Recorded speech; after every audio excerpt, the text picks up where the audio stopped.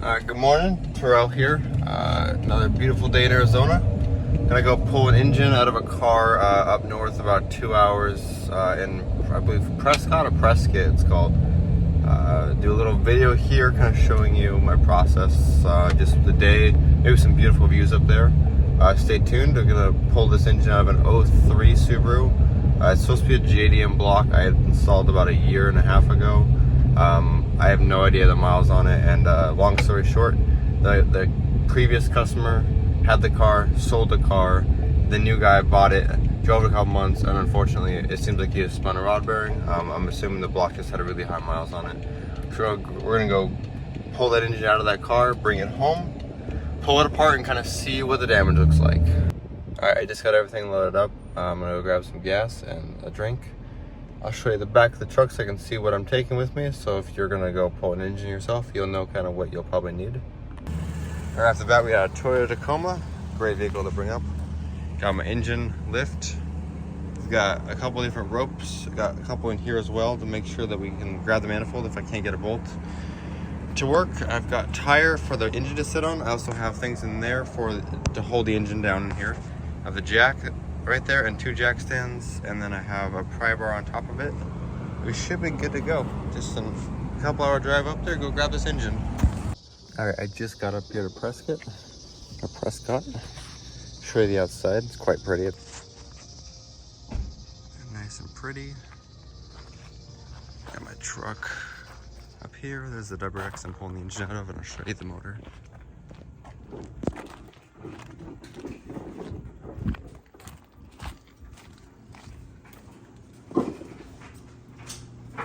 Our engine is in the back of the truck now, and the lift is back here, and we're ready to head back out. It's getting a little cloudy, but hopefully this goes nice and smoothly. Got the clutch off, turbo off, exhaust off, but she looks good. Get her home and get her taken apart and see what happened. All right, also I just want to add, we got a 2.0 crank, we got head gaskets, brand new 1050cc injectors going up in the thousands, and then we have mainly rods and a whole gasket set. So we're gonna have to pull this all apart and see what it needs for sure the rest of the way, and an ACL oil pump. Stay tuned. Whew, it's been a long day. I just got home, got the engine, everything else, and the lift still with me. Everything rode nice and smooth. I'm gonna go ahead and unload this in a few minutes. It's been a long day. But yeah, I'm excited to see what's going on. Get the timing covers off, the timing gears, the belts, and water pump and everything else in the front, and then the heads with the valve covers, intake, and then yeah, see how bad this thing looks. Alrighty, getting started on this motor finally. It's been a few days working on the cars, but I'm getting to it. So this is the same motor that I went up to Cottonwood and got. I just got the center and the left and the right timing covers off, the outside ones. The crank gear off. I just broke loose all the cam gear bolts. And now I'm gonna take this all off. You can see I broke all these loose. They spin by hand. I gotta take tensioner off, this pulley, and then take both of these off.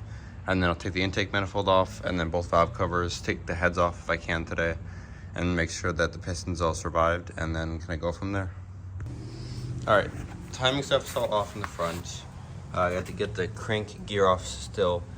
I just pulled the intake manifold off. It's literally just 12mm bolt, 12mm bolt, 12mm bolt, 12mm bolt, and then 4 more over there. And then you have a crank sensor right here, oil pressure sensor right here.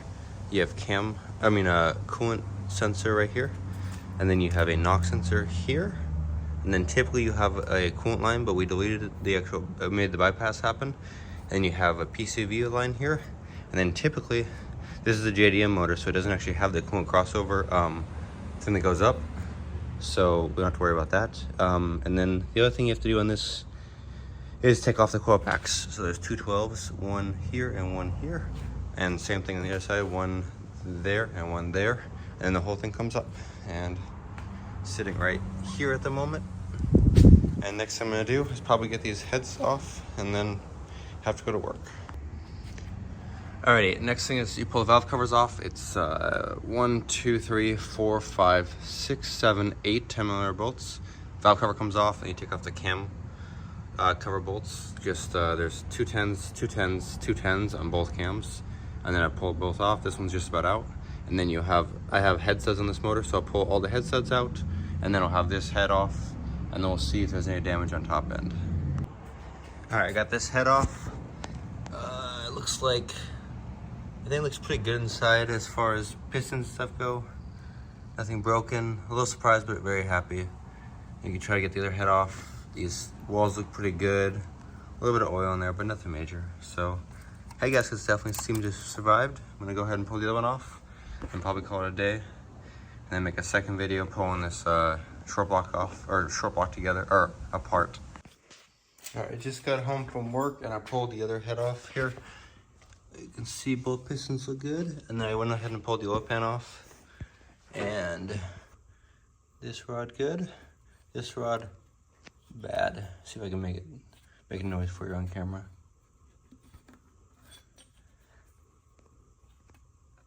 I can't reach it very well, but it's definitely number 3, this cylinder.